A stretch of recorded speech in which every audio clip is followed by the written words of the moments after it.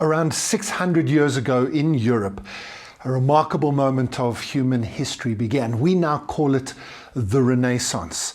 There was an explosion of new information, new learning of science, and a revolution in society, religion, politics, and every sphere of life. A critical moment came in 1450 with the European invention by Johannes Gutenberg of the printing press. And suddenly more information was available to more people, cheaper and faster. The democratization and explosion of information and knowledge built momentum that arguably is still underway today. In our lifetime, we have experienced the dawning of the information age, with revolutions in our ability to get more information to even more people, even cheaper and even faster. The internet, yes, has catalyzed a new deluge of data. Is it too much to suggest that we may have the same ingredients at play in our world right now, in the third decade of the 21st century, as they did half a millennium ago? I think so. Except for one enormous unanswered question at the heart of this information age. And that question is not what you think.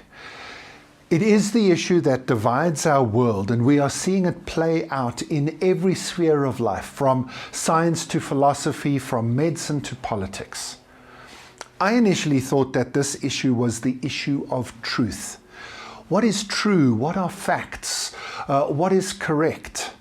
That is a big issue, no doubt, and that is a huge divide in society now. The difference between facts and conspiracy theories, between what different people choose to accept as true. But it's not the biggest issue that divides us in society. The biggest issue that will shape our world in the next few decades is not what you might immediately think. My name is Graeme Codrington. I'm based in Johannesburg, South Africa, and I'm a researcher, an author, a scenario planner, and a futurist with a passion for the future of work. My contribution to the 2020 Sakharov The World in Half a Century Forum is to suggest that the society that we will find on Earth in the later part of the 21st century will be defined by the decisions we make about how we build communities and whether we build society for the majority or for minorities. I believe the big issue that will unfold over the next 50 years is differences in the way that we choose to lead and organize society. Not what we believe, what we think, or what we can prove. But please allow me to take a slightly winding path in order to make my point. Before I begin, just let me acknowledge that I see the world through Western, European, and white bias. It is who I am, and it is what I have been brought up with and the basis of most of my studies. While I've traveled extensively across the length and breadth of this world, I do not have enough insight into Asian and Middle Eastern culture to be able to broaden my analysis to be truly global. I hope that other people pick up my thesis and do attempt to globalize it, maybe more than I am going to be capable of. So my analysis of both history and the future is from my position and where I see it. But from that position, in my introduction, I insinuated that the driving force behind human advancement in the past 600 years has been the expansion of knowledge and the growth of science and modernism and humanism and everything else that followed from that. And of course, that's true at many levels. But even if we go all the way back to Gutenberg and to his printing press, we discover that almost immediately after it was popularized and printing presses began to make their way into every town and city around Europe and eventually the world, it immediately began to be used by competing groups to print propaganda pamphlets against each other. In particular, and especially in Europe, it was the Protestants versus the Catholics and vice versa. Of course, the owners of the printing press didn't verify facts or truth in the things that they printed. They were just very, very happy to print whatever anybody was prepared to pay for. I think that's where we might be at the moment as well in human history, isn't it? Today it might feel that the world is even more divided than it has ever been based on what we do and don't believe, what we're prepared to accept and not accept as true. On the one side, there are facts. That's normally my side, right?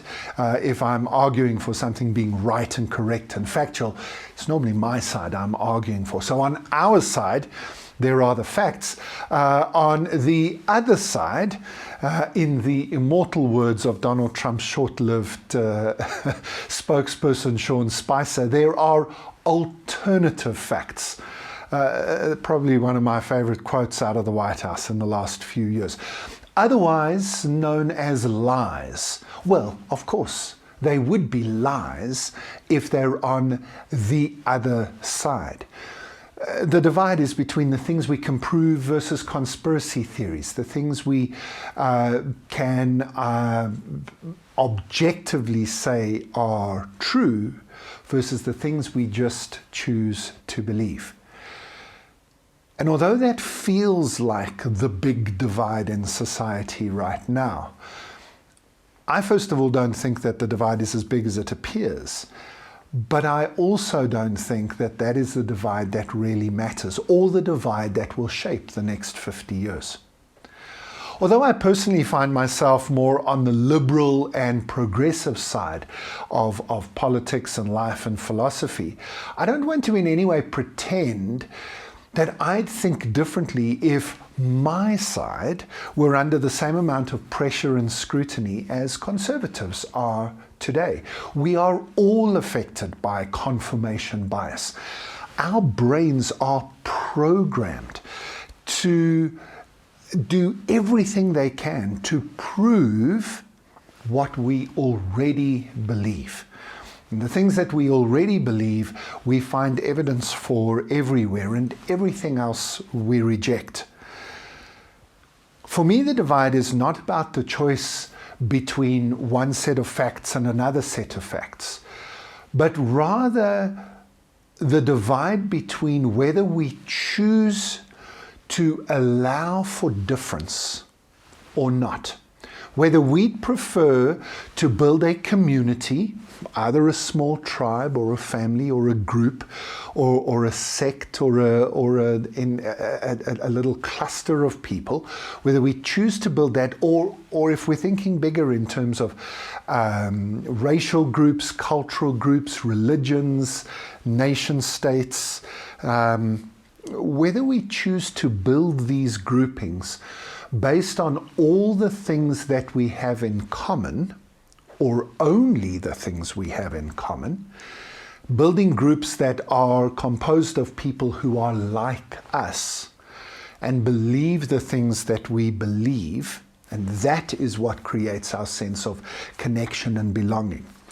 Or whether we are prepared to do the work to build groups, to build communities, to build societies that allow for differences of expression, differences of belief, and don't just allow for those differences, but actively embrace and even cultivate those differences, seeing those differences as a unique advantage, as a positive, valuable characteristic of that society. That for me is where the big divides come. And it is the choice between those two options that will define the next half century of our existence. Historically, the divide between left and right, and we use that language, the divide between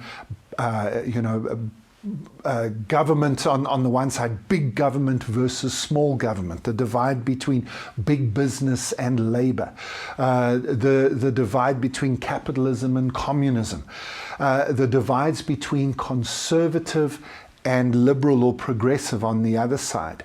Those mainly political, but also social and cultural divides have been, they're entrenched worldviews that have been almost caricatured in various nations around the world and how they see each other. Russia looks at America and sees selfishness embedded in the heart of the culture and warns their own people against it. Arab nations look at America and see immorality and a degrading of society because of it.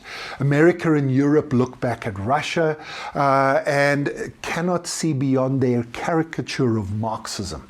And an outdated version of communism that hasn't existed in Russia for years. America looks at China and sees repressive control. China looks back and sees the death throes of capitalism, even while China tries to embrace a new form of capitalism that doesn't have some of the social baggage they think they can see in America and Europe. Historically, the divide has been between where control happens. It's between big government, in other words, government that makes rules that keep society in play, and that often leads towards authoritarianism, versus freedom. Well, at least that's how it's often been expressed, versus allowing people to just get on with their lives. And we call that small government. But I don't think that those divides exist in the form that most political purists or theorists would have us believe. The edges are blurred and the centers are not holding. In the West, where that divide has been between government control and government programs and government assistance of people, versus, which is the more liberal or progressive side of things, or the labor-focused side of things, versus, on the other hand, the conservative approaches in different countries around the world, which just wants individuals to get on with their lives, to remove restrictions on what people and businesses can do. Those who are on the conservative side have always thought of themselves as the ones who have been more free. They don't want to create rules to impose things on people. And it sounds as if the conservatives, or the neoliberals, if we want to give them another label, are the ones who are most in favor of freedom. Actually, they're not. They're only in favor of being free, of people being free, if those people are free to be just like me, free to be normal, free to be part of the majority of our society. And that's the language that's been emerging. It was the language that was used during Brexit. It was the language of the Donald Trump-led Conservative Party. It's the language of Bolsonaro in Brazil. It's the language of Putin in Russia. It's the majority. It's the people who are like us and the people who are not like us. We need to somehow remove. But these are not the people of freedom. I'm not saying that in a bad way. Freedom is largely overrated and almost impossible. Think about it this way. There are people who are saying, my body, my choice, about the COVID vaccines, right? Or COVID responses like mask wearing, saying, well, it's up to me. I get to choose how I'm going to respond to COVID. And if I don't want to wear a mask, I'm not going to wear a mask. If I don't want the vaccine, I'm not going to take the vaccine. But we don't allow that with public health emergencies. You don't allow that with Ebola or with smallpox. If somebody had smallpox in your community, you wouldn't be championing their freedom to go wherever they wanted to go, their body, their choice. We don't champion freedom when it comes to driving on the roads, for example. There are rules of the roads. You can't just say, my car, my rules. That would cause chaos in society. This is the categorical imperative of philosophy, isn't it? That how would this end if everybody acted like you, if everybody acted with complete freedom and no regard for any rules that create a society? We would end very, very quickly in complete and utter chaos. When we discover that we are human beings, we discover that we are part of society. No man is an island, as John Donne said. We have to find that balance. History and future will be defined by working out the balance between individual rights and societal rights, between individual responsibilities and societal responsibilities to the individual to society, and society to the individual. And over the next 50 years, we're going to see this play out in a number of different spheres of society, in a number of different places that are going to force us to make this key decision that I think is at the heart of the future. Do we favor the majority? Do we favor a more utilitarian approach where we basically say we're going to set up society for the people who are the most normal, who are the most like us? Because let's be honest, typically when we are talking language like that, we are talking about us, and we are the ones with the power. The minority, people who are minorities in whatever way they might be minorities in society, do not have the luxury of talking like that. Or do we, on the other hand, set up a society that values, includes, and fully protects those people who are different? Let me give you an example of one of the ways this is playing out right now, and that is of transgender sports people. So people who don't fit neatly into the category of male or female. Now, the ancient Greeks solved this problem by not even allowing women to be involved in the Olympics and in their sports events. Because if you are looking for the prime example of an athlete, well then in almost all endeavors, the male is going to be the prime example. If you're looking for the fastest person, you might discover the fastest woman, but the fastest woman is not going to be even close to the 100th fastest man. And if you do the same with the strongest person, you're going to end up with normally a man. And so in most sports, whether it's golf or tennis or swimming or athletics, there are very, very, very few endeavors where the best sports person out of everybody is not going to be a man. So either we do what the Greeks do and we only let men compete, or we just let everybody compete, but we know for sure that the men will win and that women won't even get through the qualifying rounds, or we create a separate category. And that's obviously what we did with the modern Olympics, and now in every sporting code we created this separate category called women. But now, of course, modern science is showing us that there are not two different buckets, there's a spectrum of sexuality. And we're discovering that not everybody is who they think they are. There's a movement at the moment which is saying that every sports person who wants to go into the professional sphere needs to be tested. They have to get their chromosomes tested, and they have to have a genital verification. That's not going to end well, because there was a professor of genetics who actually did this with her students.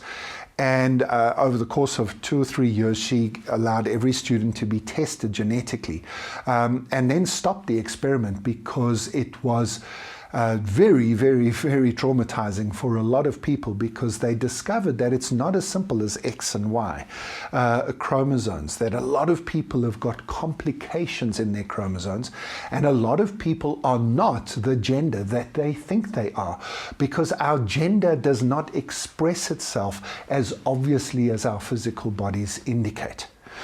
I realize this is controversial, but this is where the science is leading us. And I'm not wanting to argue about the science in this lecture, but just to talk about the philosophical and societal constructs that come from this. If we begin to test every professional athlete for genitals and chromosomes, we are going to prove that there are not two genders, that there's a much bigger spectrum. And at that point, what do you do? Because it's not enough to have men and women as two categories. Like the Special Olympics, where you've got multiple categories. There's nearly 90 different categories of disability. We might have to have many different categories of gender. It's just an example of the complexity of either just saying, no, you have to fit into the category of best sports person, and that happens to be men, deal with it. Or we go one step below that and say, well, it's only men and women, two categories, and that's the end. And anybody who doesn't fit neatly into it, sorry, you're not allowed to play. That's the conservative approach. And it's an approach. It's a view. It's a decision you can make. Or on the other hand, we can make a different decision and create multiple categories. It's more complex, it's more expensive, it requires a lot more work. But those are the choices we are faced with, those two options. I am more inclined to believe that choosing to build society around minorities, to make space for diversity and difference, is going to produce a better world. What would that mean in reality? What does choosing to build a society around minorities means? Well, it means we've got to think about public policy that protects minorities, that creates space for difference. It's about how we choose to spend public money, supporting those people who have previously been excluded, who have previously not been able to access things, opening up spaces like my sports example, but the same might take place in education and in religion and in politics. It's got to do with changing the way that we communicate science. Science should not be communicated by scientists. The people who study these things don't necessarily have the language and the connection with society to take what they are studying, like gender studies, and turn it into a societal debate. We're going to have to make sure that education is upgraded to include critical thinking, scientific processing. Statistics and modeling should be part of every education in every part of the world. We're going to have to encourage public officials, especially public officials, but everybody, to regularly change their minds and to tell us that they've changed their minds and explain how and why they did it. Right now, we don't allow people to change their minds. If somebody made a statement 20 years ago and we find it, we don't allow them to say, I've changed, I've developed, especially not public officials. And if we're talking about politics, we need to move beyond oppositional politics, which is creating massive culture wars. And so we then talk about being woke on this side and cancel culture on that side. We've got to move beyond the divide that we have in the world. Now, as somebody who does subscribe to the more progressive view, the more liberal view, the view that thinks we should open up to more diversity. You'd obviously expect me to characterize the conservative view as being more selfish. By definition, almost it is those who are in the majority that desire to build a society that has themselves at the center of it. Selfishness is famously at the heart of capitalism. Adam Smith famously referred to this as self-interest and suggested that if everybody acts according to their own self-interest, the system will balance itself out and grow. And there's merit in this, and the longest period of sustained economic growth and wealth creation in human history is built on the foundation of selfishness. So some would say that's a good choice. Except that I would argue it's not working. Largely because one of Adam Smith's other key principles was the invisible hand. And that invisible hand now has a massive spotlight shining on it. It's not invisible anymore, and we can see that it's the hand of the rich and powerful. During COVID, billionaires and upper millionaires have increased their wealth by nearly 50% during a global pandemic, while around a fifth of the world's employees have lost their jobs. It's tough to argue that the current systems are working. And by the way, this is not a critique only of capitalism. It's different, but similar results exist in all the BRICS nations. Brazil, Russia, India, China, South Africa are seeing similar things. Different, but also much the same. What we need to do is stop focusing on trying to gather power for those who are already powerful. We must choose to build a society around the needs of minorities, around the needs of those people who have previously been excluded. That's why I called this talk Just Us for All. If we build a society where we are focused on those who are not like us, if we build a club for people who are not in our club, I think we will build a better club. I believe that those countries, those societies, those cultures, those religions, those groups that do this, that make the choice to build themselves for the minorities, will be better off 50 years from now than those that don't. I can't predict which way things will go. This is not a prediction. I can only assume that different countries, different regions, different groups, different religions, different societies will make different choices. And 50 years from now, we'll be able to look back and see different options and work out which was best. What I can do is lay out the case for making the choice that I am suggesting, a choice to build inclusive and affirming communities all around the world, to build a brighter future with justice for all. If we do that, I believe we will build a better world than if we don't. I thank you.